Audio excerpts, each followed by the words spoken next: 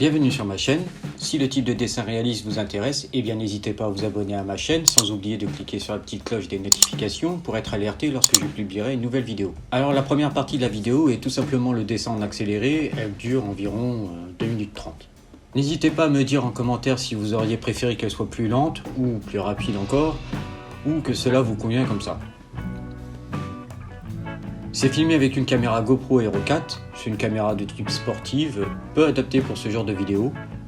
Son objectif étant très étroit, ça m'oblige à utiliser un puissant éclairage, ce qui a tendance à dénaturer les couleurs et pixeliser l'image, et ce malgré que je filme en HD. Néanmoins, comme elle est fixe et peu encombrante, cela me permet de pouvoir interrompre mon travail sans que cela paraisse, sans que ça se voit sur la vidéo. Heureusement parce que j'ai mis entre 20 et 25 heures pour faire celui-là, alors vous pouvez imaginer que je ne l'ai pas fait d'une seule traite. Le dessin mesure réellement 19 cm de largeur au niveau des oreilles et 24 cm de hauteur. En vidéo, il est difficile de se rendre compte de sa taille réelle. J'utilise pour le faire des marqueurs de la marque Graphite, achetés sur le site des Géants des Beaux-Arts. Inutile de y chercher, ils ont arrêté de les faire.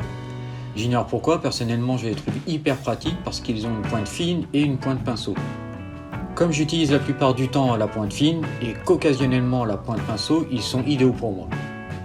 Je vous indiquerai ultérieurement si je parviens à me les procurer ailleurs ou si je me contenterai de les recharger avec l'encre Copic.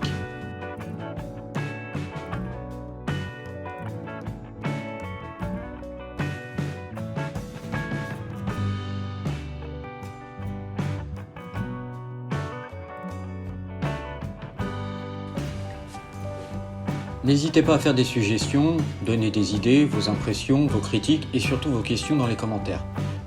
J'ai vraiment fait cette vidéo dans cette optique-là. Avoir un dialogue ouvert pour pouvoir répondre en vidéo en faisant des démonstrations ou autres de tout ce qui vous intéresse, vous interpelle, sur ce que vous aimeriez apprendre ou découvrir.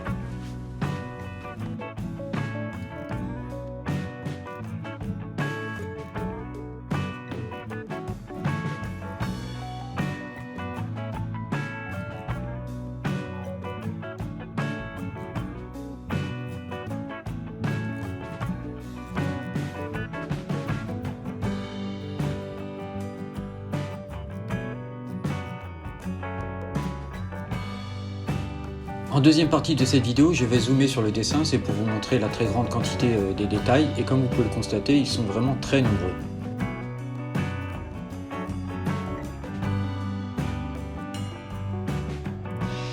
Après ça, je vais basculer en vitesse réelle, une trentaine de secondes, juste histoire de vous démontrer le temps et la patience qui est nécessaire pour faire ce genre d'exercice.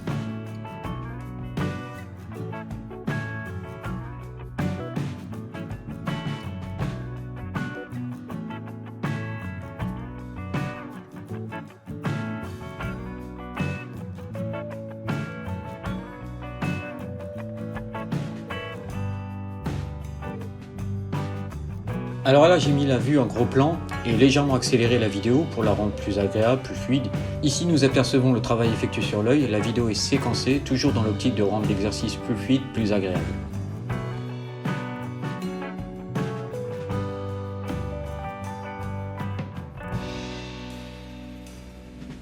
Vous l'aurez deviné, mais à chaque fois que ma main quitte l'écran, c'est que je change d'outil, marqueur ou crayon. Parfois, on pourrait facilement croire que les couleurs sont les mêmes, que je ne change pas vraiment de couleur, mais c'est bien le cas. Les différences sont pas toutes perceptibles en vidéo, tout simplement.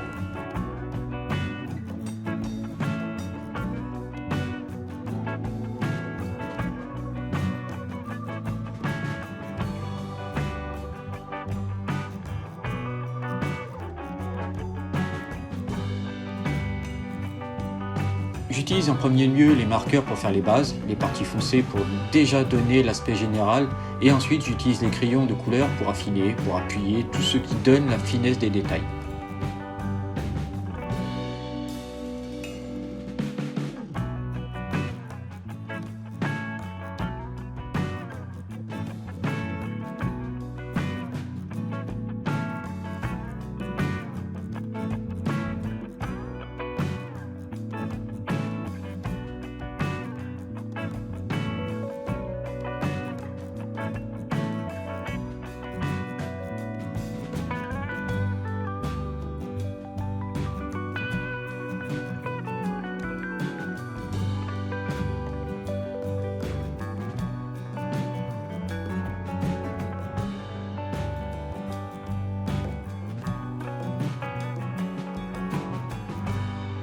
Je tenais particulièrement à vous parler de ce crayon noir, c'est le noir ivory, le noir ivoire de Caran d'Ache. C'est un noir extrêmement prononcé, c'est même le seul qui me permette de faire ressortir le noir. C'est vraiment très difficile, contrairement à ce que l'on pourrait croire, d'obtenir un noir qui soit noir très profond. Alors ici j'utilise le marqueur blanc de marque Posca, celui-ci c'est le 0,7 mm. J'ai aussi les autres, le pinceau et les pointes plus grosses. Ce n'est pas vraiment une encre, c'est plus une peinture comme du Tipex. Elle sèche de suite et a vraiment un excellent rendu sur le blanc. Je n'ai pas trouvé ni mieux ni plus pratique jusqu'à présent. Maintenant nous sommes sur la truffe du chien. J'ai pensé que cela serait intéressant de vous montrer de quelle façon je m'y prends pour faire les effets de volume sur son gros nez. Les effets de lumière en jouant avec les couleurs, les nuances et surtout comment je me sers du blanc pour vraiment donner cette impression de reflet, de luminosité.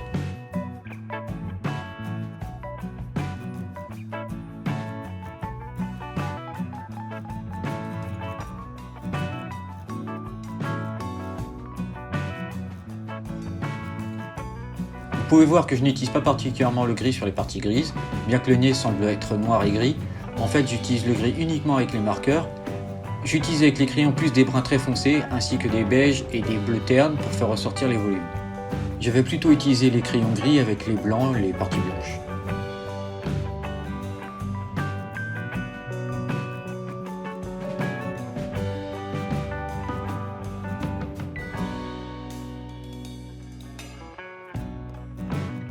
C'est donc ici que j'utilise principalement les blancs pour faire ces effets de lumière, le marqueur et le stylo. Avec le marqueur, je fais des gros points, les parties profondes pour donner un impact lumineux, et ensuite avec le stylo, je vais nuancer l'ensemble pour donner ces effets de reflet de lumière.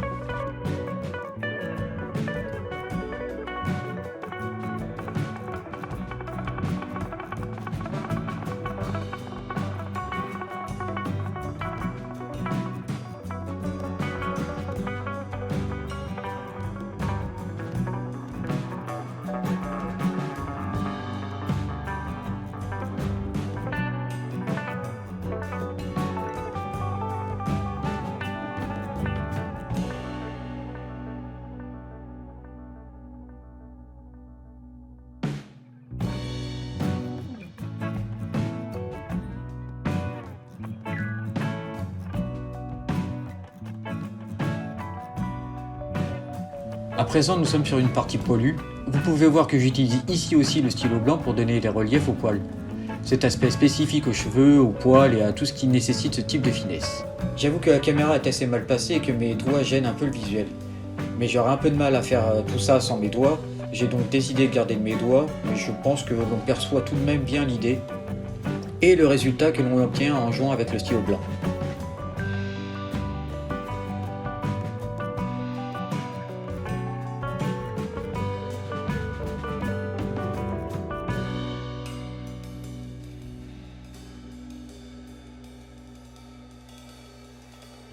Voilà, j'espère que vous avez aimé cette vidéo et encore une fois, n'hésitez pas à vous abonner et à cliquer sur la petite cloche des notifications. Vous savez que ça aide beaucoup, c'est même devenu quelque peu indispensable, mais surtout ça m'encourage à persévérer. Sur ce, je vous souhaite tout le bonheur du monde et je vous dis à très bientôt sur mes vidéos. Bye!